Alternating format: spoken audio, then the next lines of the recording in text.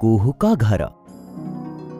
ଥରକର କଥା, ଗୋଟିଏ ସହରରେ ମୋନୁ ନାମକ ପିଲାଟିଏ ରହୁଥିଲା। ତାର ବାପା ମା ନଥିଲେ, କିନ୍ତୁ ତାର ଜଣେ ବଡ଼ ଭଉଣୀ ଥିଲେ, ଯିଏ ଘରେ ଘରେ କାମ କରୁଥିଲେ ଆଉ ନିଜ ଘର ଚଳଉଥିଲେ। ମୋନୁ ପ୍ରତିଦିନ କାମ ଖୋଜି ଖୋଜି ଏପଟ ସେପଟ ଘୁରି ବୁଲୁଥିଲା। ତାକୁ କୌଣସି କାମ ମିଳୁନଥିଲା, କାରଣ ସେ ବେଶୀ ପାଠ ପଢ଼ିନଥିଲା। ଯେହେତୁ ସେ ତା ଭଉଣୀର କିଛି ସାହାଯ୍ୟ କରିପାରୁନଥିଲା, ସେଇଥିପାଇଁ ସେ ବହୁତ ଦୁଃଖୀ ରହୁଥିଲା। ଦିନକର କଥା, ମୋନୁ କାମ ଖୋଜିବା ପାଇଁ ଯାଉଥିଲା। ରାସ୍ତାରେ ସେ ଦେଖିଲା ଯେ ଗୋଟିଏ ଝିଅ ଜୋର ଜୋରରେ କାନ୍ଦୁଛି। ମୋନୁ ତା ପାଖକୁ ଗଲା। ଆରେ, କ'ଣ ହେଇଛି? ତୁ କାହିଁକି କାନ୍ଦୁଛୁ? କ'ଣ ତତେ କିଛି ସାହାଯ୍ୟ ଦରକାର? ହଁ, ତୁ ମତେ କ'ଣ ଏମିତି ଜାଗାକୁ ନେଇ ଯାଇପାରିବୁ ଯୋଉଠି ମତେ ଟିକେ ସୂର୍ଯ୍ୟାଲୋକ ମିଳିବ? ହଁ, ନିଶ୍ଚୟ। ମୋନୁ ତାକୁ ସାନ୍ତ୍ୱନା ଦେଇ ଗୋଟିଏ ଖୋଲା ବଗିଚାକୁ ନେଇକି ଗଲା, ଯେଉଁଠି ସୂର୍ଯ୍ୟାଲୋକ ଭରପୁର ଥିଲା। ଖରା ପଡ଼ିଲା ମାତ୍ରେ ହିଁ ଝିଅଟି ଗୋଟିଏ ସୁନ୍ଦର ପରୀରେ ବଦଳିଗଲା। ମୋନୁ ବହୁତ ଆଶ୍ଚର୍ଯ୍ୟଚକିତ ହୋଇ ରହିଗଲା। ଆରେ, ଇଏ କ'ଣ? ତୁମେ ତ ଗୋଟିଏ ପରୀ, କିନ୍ତୁ ତୁମେ ଏଠିକି କେମିତି ଆସିଲ? ମୁଁ ମୋ ମାଙ୍କ ସହିତ ଏଠିକି ବୁଲିବାକୁ ଆସିଥିଲି, କିନ୍ତୁ ମୁଁ ପାଣିରେ ଖେଳିବାକୁ ଲାଗିଲି ଆଉ ମୁଁ ଓଦା ହେଇଗଲି।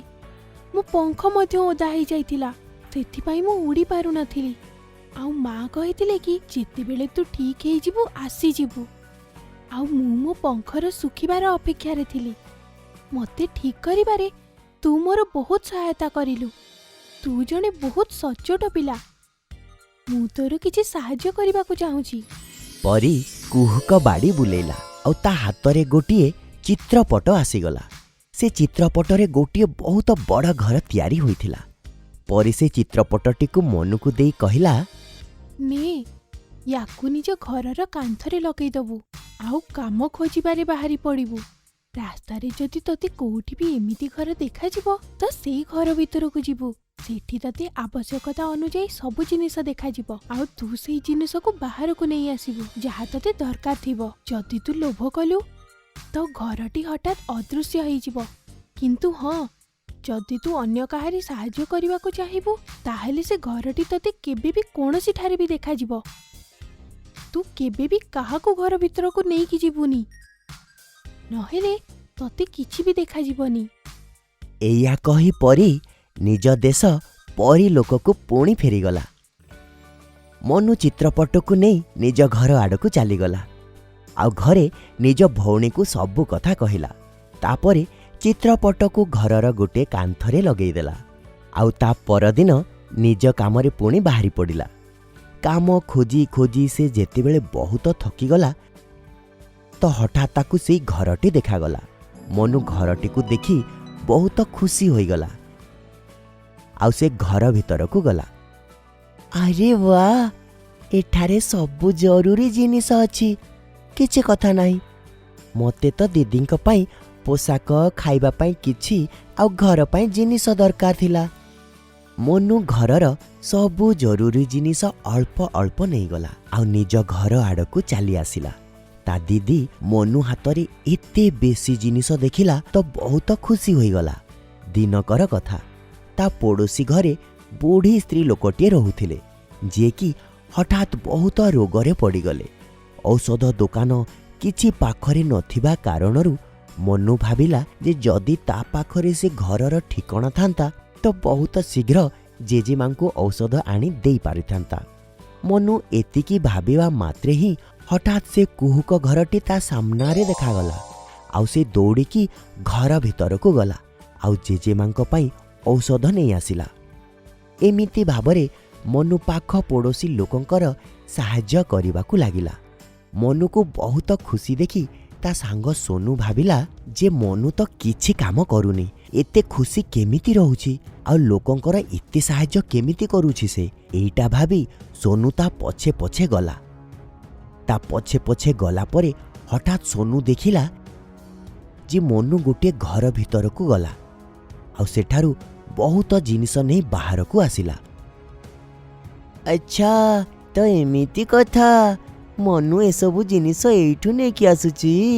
आउ थरे आसुए मनु देखिबी से घरे एमिति कौन अछि।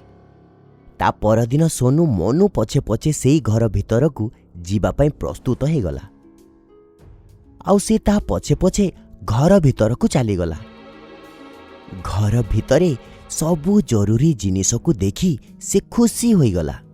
किंतु जेमिति सोनू जिनिस को छुईला से जिनिस गुड़िक अदृश्य हो गला। मनु बुझी पारिला जे निश्चय घर भितर को आउ केही आसी जाइछि। पछकू बुलिकी देखिला तो ता सांग सोनू थिला। आउ ये कौन हठात से घरटी भी अदृश्य हो गला। आउ दुहे गोटिए पड़ियारे छिड़ा होइथिले।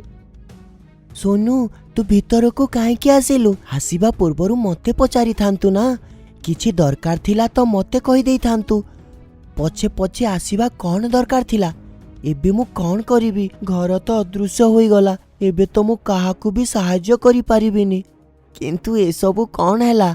ए घर केमिति अदृश्य हे गला? ये गोटिए कुहुक घर थिला जोठी केवल मु ही जाई पारि थांती। आउ कौनसी जरूरी जिनिस मु ए घरु आनी पारि थांती। हाँ, किंतु केवल जरूरी जिनिस। तू ये कौन करिदेलु सोनू? मते क्षमा करि दे सांग। मते कथा कौन जणा थिला कि जदि मु घर भीतर को आसीबी तो ये कुहुक घर अदृश्य होई जीवो। घर अदृश्य होई जीवा कारणरू मनु बहुत चिंतित होई गला। आउ से भगवान को प्रार्थना करने को लगिला। सेतिकी बेले हठात सेई परी सेठाकू आसीगला। आउ मनु को कहिला, मोनू मु तो काम देखि बहुत खुशी हेली, किंतु तो सांग आसी जिबा कारणरू ए कुहुक घर अदृश्य हे गला। किछि कथा नाही मोनू, एबे तते ए घरर किछि आवश्यकता नाही। तू एते संपन्न आउ परिश्रमी हे सारिछु। आउ तू भितरे एते दयार भावना आसी सारिछि कि एबे तते केही भी केबे भी काम देबो। तू एते लोकंकर साहाय्य जे करिछु। तुमे ठीक कहूच कुहुक परी। मते एबे एई कुहुक घरर किछि आवश्यकता नाही। एबे तो मो सहित मोर पूरा गाँ अछि। ठीक अछि मोनू, खुशी रे रह आउ बहुत परिश्रम कर। आउ एतिकी कही परी पुणी निज देश को फेरीगला। मते क्षमा करि दे मनु, आमको काहाकू न पचारि ता कामरे हस्तक्षेप करिबा ठीक कथा नुह। आउ सबु बेले अन्य मानक सहाय्य करिबा कथा, आउ निज उपरे भरोसा रखिबा कथा। आउ मनु निज सांग सोनू सहित हस खुशी रे घर को चलीगला। कुहुक चक्की।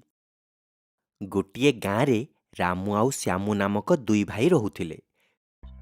दुई जण सिना भाई थिले, किंतु दुहिंकर आर्थिक स्थिति पूरा अलगा थिला। रामू एक बड़ कारखानार मालिक थिला। आउ सामू पाई दुई बेलर खाइबा आनिबा कष्ट हेउथिला। दिने रामू निज टंका गणी आराम करने घर को गला। आउ सामू बजाररू खाली हाथरे भोकिला शोषिला घर को फेरिला। श्यामू को भोकिला देखी ता स्त्री कहिला, तमे जाई तम भाईटारू किछि टंका करज कोन पई नै जाउन? निज स्त्री राधार कथा सुनी श्यामू कहिला, ठीक अछि, मु जाई रामू भाईंको ठारू टंका आनिबी, आउ किछि खाइबाकू भी आनिबी। टंकार आशारे श्यामू निज भाई रामूर घर को गला। किंतु रामू आउ ता स्त्री ताकू बहुत भल खराब कहिले। भिकारी कही सेठारू बाहर करदेले। श्यामू दुख मनरे घर को फेरुथिला। किंतु रास्तारे ताकू एक शोषिला बुढ़ी मिलिला। बुढ़ीमा शोषरे कांदुथिला। श्यामू बुढ़ीमार ए अवस्था सही पारिलानी। से ताकू निज घर को नहीं आसिला। घर को जाई से प्रथमे स्त्री को कहिला, बुढ़ी मां को बहुत शोष होउची, मां को पानी दियो आउ किछि समय आराम करबा को दियो। घरे माठियारे जेतिकी भी पानी थिला राधा बुढ़ी मां को पिएई देला। आउ निजे श्यामू सह शोषिला बसी रहिला। किछि समय आराम करी जेबे से बुढ़ी स्त्री लोक उठिला, से देखिला घरे किछि भी नाही। बुढ़ी मां श्यामू को पचारिला, तमे सतरे एते गरीब की पुओ? तेबे श्यामू कहिला, हाँ मां, मोर सबु टंका मो भाई नहीं गला। आउ एबे मु काठ बिकी निज गुजुराण मेंटेइबा को चेष्टा करूची। କିନ୍ତୁ ଅନେକ ଥର ମୋତେ ଆଉ ମୋ ସ୍ତ୍ରୀକୁ ଭୋକିଲା ରହିବାକୁ ପଡ଼େ। ବୁଢ଼ୀମା ଯେତେବେଳେ ଏକଥା ଶୁଣିଲା ତାଙ୍କୁ ବହୁତ ଖରାପ ଲାଗିଲା। ଆଉ ସେ ନିଜ ଗଣ୍ଠିରୁ ଏକ ଚକି ବାହାର କରି ଶ୍ୟାମକୁ ଦେଲା। ବୁଢ଼ୀମା କହିଲା, ପୁଅ, ତମ ପାଖରେ କିଛି ବି ନାହିଁ, ତଥାପି ତମେ ମୋର ସାହାଯ୍ୟ କଲ। ତମ ଭଳିଆ ଭଲ ଓ ସଚୋଟ ମଣିଷର ଭଲ ହବ। ଇଏ ନିଅ ଚକି। ଶ୍ୟାମୁ ଚକି ଆଡ଼କୁ ଦେଖିଲା ଆଉ ହତାଶ ହୋଇ କହିଲା, ମା, ଆମ ପାଖରେ ପିସେଇବାକୁ ତ ଦାନା ହିଁ ନାହିଁ। ଏ ଚକିର ଆମ ପାଖରେ କି କାମ? ତେବେ ବୁଢ଼ୀମା ହସିକି କହିଲେ, ଇଏ ଏକ କୁହୁକ ଚକି। ଯେବେ ବି ତମେ ଏ ଚକିରେ ଖାଇବା ମାଗିବ, ଇଏ ତମକୁ ଦେଇଦବ। କିନ୍ତୁ ଯେବେ ତମକୁ ଏ ଚକିକୁ ରୋକିବାକୁ ହବ, ତେବେ ତାକୁ ଏଇ ହଳଦିଆ କପଡ଼ାରେ ଘୋଡ଼େଇ ଦବ। ବୁଢ଼ୀମା କଥାରେ ଶ୍ୟାମୁ ଆଉ ରାଧାକୁ ବିଶ୍ୱାସ ହେଲାନି। କିନ୍ତୁ ରାତିରେ ଦୁହେଁ ଦୁହିଁଙ୍କୁ ଭୋକିଲା ଅବସ୍ଥାରେ ଦେଖିଲେ ଆଉ ଭାବିଲେ, ଚେଷ୍ଟା କରିବାରେ କ'ଣ ଯାଉଛି। ଦୁଇଜଣ ଚକିକୁ ଚାଉଳ ମାଗିଲେ ଆଉ ସାଙ୍ଗେ ସାଙ୍ଗେ ଚାଉଳ ସାମ୍ନାକୁ ଆସିଗଲା। ଦୁଇଜଣ ପେଟ ଭରି ଖାଇଲେ ଆଉ ବାକି ଗରିବମାନଙ୍କୁ ବାଣ୍ଟିଦେଲେ। ପୁଣି ପରଦିନ ଦୁଇଜଣ ଚକିକୁ ଚିନି ଆଉ ଗୁଡ଼ ମାଗିଲେ ଆଉ ଶ୍ୟାମୁ ତାକୁ ବଜାରରେ ନେଇ ବିକିଲା। ଶ୍ୟାମୁ ସବୁଦିନ ଚକିକୁ କିଛି ନା କିଛି ମାଗି ବିକୁଥିଲା ଆଉ ରାଧା ନିଜ ପାଇଁ ଗରିବ ପଡ଼ୋଶୀମାନଙ୍କ ପାଇଁ ଖାଦ୍ୟ ମାଗୁଥିଲା। ଧୀରେ ଧୀରେ ଦୁଇଜଣଙ୍କ ଅବସ୍ଥା ସୁଧୁରିଗଲା। କିନ୍ତୁ ଏକଥା ରାମୁ କାନରେ ଯାଇ ପଡ଼ିଲା ଆଉ ସେ ନିଜ ଭାଇର ସଫଳତାର ରହସ୍ୟ ଜାଣିବା ପାଇଁ ତା ପଛରେ ଗଲା। ତେବେ ସେ ଦେଖିଲା ଯେ ତା ଭାଇ ପାଖରେ ଏକ କୁହୁକ ଚକି ଅଛି। ରାମୁର ମନରେ ଲୋଭ ଆସିଗଲା ଆଉ ସେ ରାତିରେ ସେ କୁହୁକ ଚକି ଚୋରି କରିନେଲା। ଘରକୁ ଯାଇ ସେ ଭାବିଲା ଯେ କାହିଁକି ନା ମୁଁ ବି ଭାଇ ଭଳିଆ ଚିନି ମାଗିବି। ରାମୁ ଯେମିତି ହିଁ ଚକିକୁ ଚିନି ମାଗିଲା, ଚକିରୁ ଚିନି ବାହାରିବାକୁ ଲାଗିଲା। କିଛି ସମୟ ପରେ ସେଠି ଚିନିର ପାହାଡ଼ ହେଇଗଲା, ଯାହା ଦେଖୁ ଦେଖୁ ବଢ଼ି ଚାଲିଲା।